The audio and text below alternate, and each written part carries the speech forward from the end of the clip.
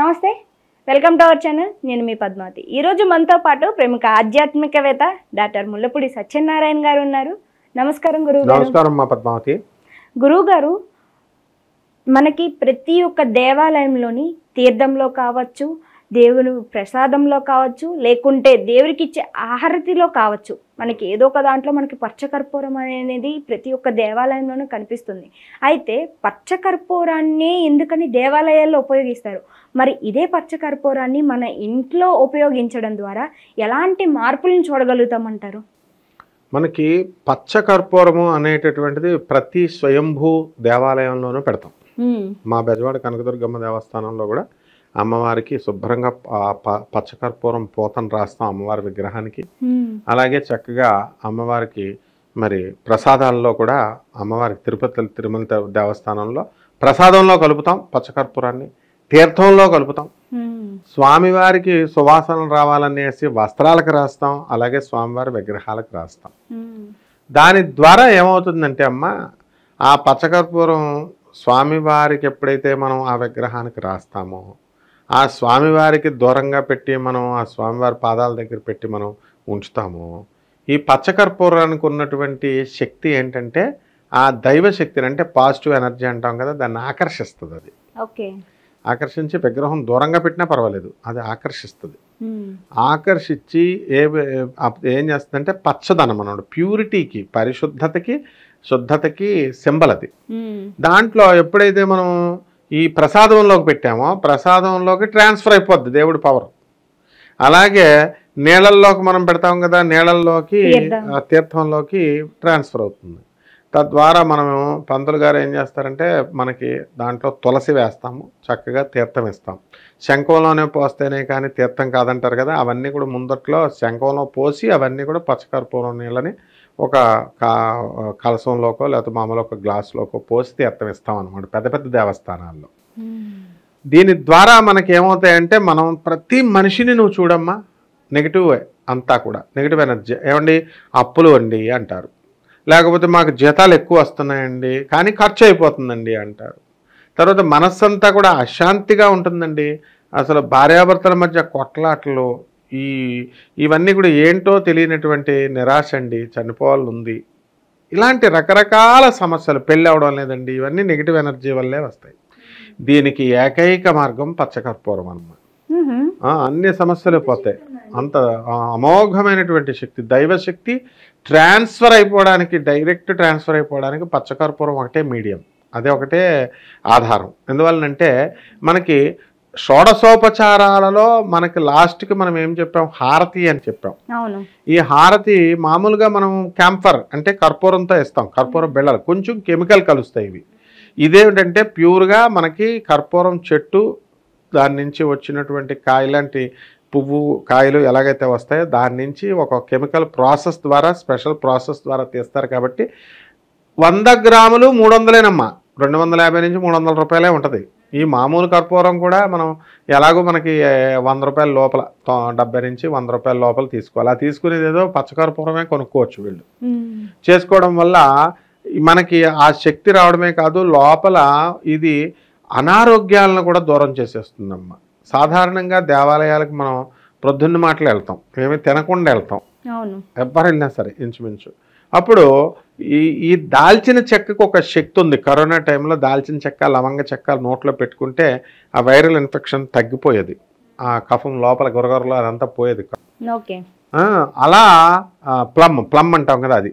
అయితే దాన్ని ఈ కర్పూరం కూడా నువ్వు నోట్లో పెట్టుకున్నప్పుడు ఈ ప్లమ్ గిమ్ అంతా ఎగిరిపోద్దమ్మా పచ్చకర్పూరం. ఆ తీర్థం తీసుకుంటే బెళ్ళ తీసుకోకల్లా, ఆ నీళ్ళు తీసుకున్నా, ఆ ప్రసాదం తీసుకున్నా స్వామివారికి. అందుకే ఉదయం మాటలు గుళ్ళకెళ్ళమని పెట్టారు ఆధారం, మధ్యాహ్నం మాటలును రాత్రులు కాదు.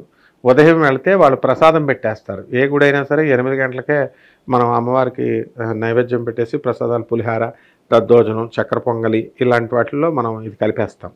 కాబట్టి దాని ద్వారా మనకు వైరస్ ఎప్పుడైతే లోపల ఉందో, బ్యాక్టీరియా ఎప్పుడైతే ఉందో అవన్నీ కూడా చనిపోతాయి. అంటే మనిషి ఆరోగ్యవంతం అయిపోతాడు. ఈ దైవశక్తి లోపలికి ప్రవేశించేస్తుంది కాబట్టి మనిషి ఆరా పెరిగిపోద్ది, ఓజస్సు తేజస్సు పెరిగిపోద్ది. పెరిగిపోయి ఏమైపోద్ది అంటే మనిషి యాక్టివ్గా అయిపోతాడు. నెగిటివ్ ఎనర్జీస్ లోపల ఉంటాయమ్మా. చాలా మందికి మనం అందరం చూడండి, ఇప్పుడు ఉదాహరణకి మనకు కొంత నెగిటివ్ ఎనర్జీ ఉందనుకోండి, మన పక్కింటి వాళ్ళు వచ్చి ఏమండి మా ఆయన తన్నేసాడండి అని చెప్పుద్ది. ఇంకొకళ్ళు వచ్చి ఏమండి మా అప్పుల బాధలు ఉన్నాయండి మాకు చాలా అంటారు. ఇలా రకరకాల బాధలు చెప్పుకునే వాళ్ళు ఉంటారు, కానీ సంతోషకరమైనటువంటి వార్తలు చెప్పేటటువంటి వాళ్ళు తక్కువ మంది ఉంటారు. కాబట్టి ఇప్పుడు ఒక స్థలం కొన్నారనుకోండి, సంతోషకరమైన వార్త ఏమండి మేము స్థలం కొన్నామండి అలాంటివి చెప్పరు. ఈ చావు కబుర్లును ఇలాంటివి చెప్తారు. దీనివల్ల నెగిటివ్ ఎనర్జీ మన బాడీలోకి ట్రాన్స్ఫర్ అయిపోద్ది, అట్రాక్ట్ అయిపోద్ది. మనం ఎనర్జీని, నెగిటివ్ ఎనర్జీని అట్రాక్ట్ చేస్తాం. అంతేకాకుండా బ్లాక్ మ్యాజిక్స్ ఇలాంటివన్నీ ఉన్న వాళ్ళు ఉంటారు కదా, వాళ్ళందరూ కూడా నెగిటివ్ ఎనర్జీని అట్రాక్ట్ చేసుకుని వాళ్ళల్లో ఉంటుంది. అందువల్ల వాళ్ళ కళలో, ముఖంలో దివ్యకళ ఉండదు, ప్రేతకళ ఉంటుంది. పీక్కుపోయినట్టు దెయ్యాలు, ప్రేతాలు, భూతాలు ఎలా అయితే పట్టుకొని పీడిస్తున్నాయి దెయ్యాలు, ఆ టైప్లో ఉంటుంది. వాళ్ళతో మనం మాట్లాడడం వల్ల కూడా నెగిటివ్ ఎనర్జీ వచ్చేస్తుంది. కాబట్టి అలాంటి వాళ్ళు కానీ, లేదా మనమైనా సరే డైరెక్ట్గా మనం వెళ్ళినప్పుడు ఈ యొక్క పచ్చకర్పూరం నీళ్లు అన్నం తిన్నాం అనుకోండి అమ్మ, చేతబళ్ళ బాధతో ఉన్నవాళ్ళు 11 రోజులు తింటే చాలమ్మ, మొత్తం తగ్గిపోద్ది. చేతబళ్ళు కూడా తగ్గిపోద్ది, సింపుల్గా తగ్గిపోద్ది. అంటే వీళ్ళకి ఏమనుకుంటారంటే చేతబళ్ళు అనగానే టీవీ సీరియల్స్లో, సినిమాల్లో ఇలాగ పుర్రెలు పెట్టాలా, నిమ్మకాయలు పెట్టాలా, లేకపోతే రక్తాన్నం ఎరుపు రంగు కుంకుమలో పెట్టి, ఇవన్నీ సినిమా ట్రిక్స్.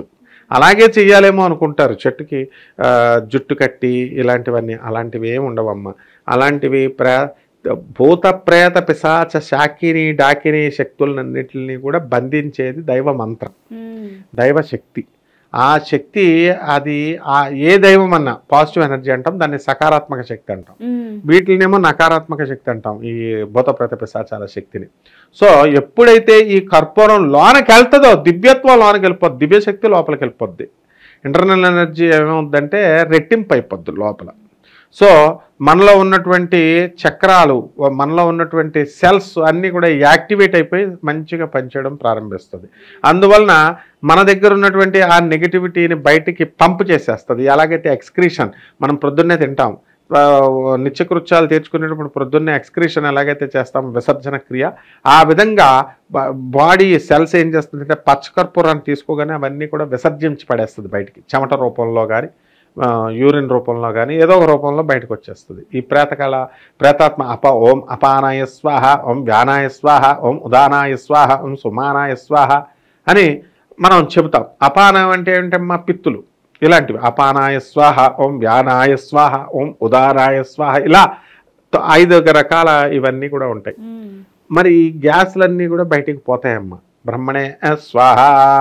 మరి ఇవన్నీ కూడా పోయి ఈ కర్పూరం వల్ల మనకి చక్కగా నెగిటివ్ ఎనర్జీలు పోతాయి, మంచి చైతన్యం వస్తుంది, సెల్స్ అన్నీ యాక్టివేట్ అవుతాయి. మళ్ళీ అదృష్టం అంటాం దాన్ని, మన భాషలో స్పిరిచువల్ భాషలో ఏమంటాం, అదృష్టం వస్తుంది. ఎవరైతే అప్పుల బాధలో ఉన్నారో కేవలం 250 రూపాయలు ఖర్చు, అంతే 100 గ్రాములు నెల వచ్చేస్తుంది. ఇది ఈ నెలకి 250 రూపాయలు ఖర్చు పెట్టి వీళ్ళు ఇళ్లల్లో కూడా చేసుకోవచ్చమ్మా. దేవాలయంలోనే కాదు, చక్కగా ఇళ్ళకొచ్చి మరి ఆ యొక్క పరమేశ్వరి అమ్మవారికి మనం ఆ విగ్రహాలకు రాసి మనం తీసుకునేటటువంటి తీర్థాల్లో మనం వేసుకుంటూ తులసి కూడా వేసుకోవాలి. దీంతో పాటు ఈ ఆరాధన కనుక చేసి స్వామివారి పాదాలకి, కృష్ణుడి పాదాలకి మనం రాసి ఇవన్నీ కూడా మనం చేసినట్లయితే సమస్తం పోతుందమ్మా. మనం పచ్చకర్పూర చెట్లు ఇళ్లలో కూడా పెంచుకోవచ్చు. ఇప్పుడు పెరుగుతుంది టెక్నాలజీ. సో హార్టికల్చర్ డిపార్ట్మెంట్ని మనం సంప్రదించి ఆ చెట్లను కూడా ఇళ్లలో పెంచుకున్న వాళ్ళు చాలామంది ఉన్నారు.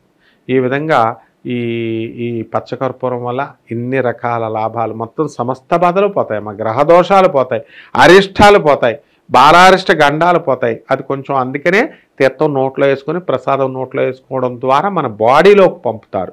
ఏదైనా సరే బాడీలోకి వెళితేనే దోషాలు పోతాయమ్మా, బయట రాసుకుంటేనే అని కాదు. గురువుగారు మరి ఇంత చెప్పారు, చాలా బాగుంది, అద్భుతంగా. అయితే ఇంట్లో మనం పూజ చేసే సమయంలో పచ్చకర్పూరానికి ఉన్న ప్రత్యేకత కూడా చెప్పారు.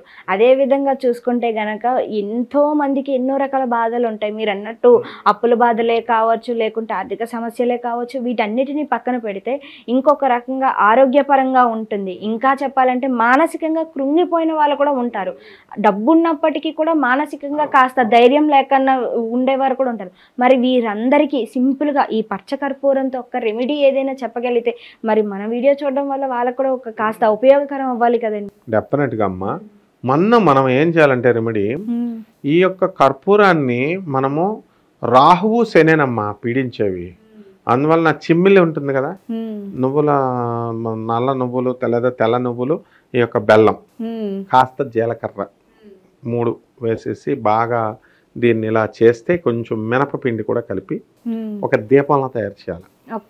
దీపంలా తయారు చేసేసి ఈ పచ్చ కర్పూరం ఉంటుంది కదమ్మా, దాన్ని స్వామివారికి మంగళం కౌశలేంద్రాయ మహనీయ గుణాత్మనే చక్రవర్తి తనూజాయ సార్వభౌమాయ మంగళం అంటూ ఆ స్వామివారికి మనము ఈ ప్రమిదలో గంట కొడుతూ ఓం తత్పురుషాయ విద్మహే మహాదేవాయ ధీమహి తన్నో రుద్ర ప్రచోదయాత్, ఓం నారాయణాయ విద్మహే వాసుదేవాయ ధీమహి తన్నో విష్ణు ప్రచోదయాత్, ఓం కాత్యాయనాయ విద్మహే కన్యాకుమారి ధీమహి తన్నో దుర్గ ప్రచోదయాత్, ఓం మహాదేవ్యై చ విద్మహే విష్ణువచ్ఛై చ ధీమహి తన్నో లక్ష్మీ ప్రచోదయాత్. అట్లా ఇవి చేస్తూ అమ్మవారికి దీపం ఉంటుంది కదా, ఆ దీపం చేతిలో పెట్టుకొని మనం డైరెక్ట్గా హారతి కర్పూరం వేస్తే తోలు ఊడిపోతుందమ్మా. దాని ప్రమిదను పెట్టి దాంతో కనుక హారతిస్తూ దైవగంట ఆగమనాంతు ఎందుకు కొడతాం ఇది గంటారము, రాక్షసుల్ని పోగొడుతుంది ఈ గంట కొట్టడం వల్ల. అసుర శక్తులు పోతాయి. ఆగమనార్థు దేవానాం దైవతే శక్తుల్ని రమ్మంటాం. గమనార్థంతో రాక్షసాం అంటే వెళ్ళిపోవాలా, నెగిటివ్ ఎనర్జీ వెళ్ళిపోవాలా, పాజిటివ్ ఎనర్జీ దేవతలు రావాలా అని చెప్పి ఆ కురు గంటారవం అని చెప్తాం. అంటే అందువల్ల నేను ఈ గంట కొడుతున్నాను అని చెప్పేసి ఈ యొక్క గంట మోగిస్తూ చేసినట్లయితే ఆ బాడీలోకి వెళ్ళిపోద్దమ్మా. ఆ వాసన కూడా పచ్చకర్పూరం బాడీలోకి వెళ్ళిపోతుంది. ఇంట్లో చక్కగా మనం తీసుకునేటటువంటి తీర్థం కానీ, మనం వండినటువంటి ప్రసాదాలు ఉంటాయి కదా, పాయసం కానీ పళ్ళు కానీ ఏవైనా పెడతాం కదా, దాని మీద కాస్త పచ్చకర్పూరం జోడించినట్లయితే, ఎలా అయితే పులిహారలో ఇంగువ జోడిస్తామో ఆ విధంగా ఈ యొక్క పచ్చకర్పూరాన్ని జోడించినట్లయితే అసలు సమస్త కష్టాలు పోతాయి. ఇంట్లో కూడా సమస్త వాస్తు దోషాలు కూడా పోతాయమ్మా. ఎక్కడైతే వాస్తు దోషాలు ఉన్నాయో అక్కడ ఆ ఫోటో పెట్టి ఆ యొక్క స్వామివారికి, ఆ అమ్మవారికి పచ్చకర్పూరంతో హారతి ఇచ్చినట్లయితే బ్రహ్మాండంగా వాస్తు దోషాలు కూడా పోతాయి. చాలా చక్కగా వివరించారు గురుగారు. నిజంగా పచ్చకర్పూరానికి ఉన్న ప్రత్యేకతతో పాటుగా మనకి ప్రస్తుతం ఏదైతే జీవన శైలిలో మనం పడిపోయి ఏవేవైతే తప్పులు చేస్తున్నామో వాటన్నిటికీ తగిన ఫలితాలు అయితే చూస్తున్నాం. కాబట్టి వాటన్నిటికీ ఒక నివృత్తిగా ఈ పచ్చకర్పూరం అనేది మనకి దగ్గరలోనే ఉంది. కాబట్టి మరి దీన్ని ఉపయోగించుకోవడం ద్వారా మన సకల కష్టాల నుంచి బయటపడొచ్చని చాలా చక్కగా వివరించారు. ధన్యవాదాలు.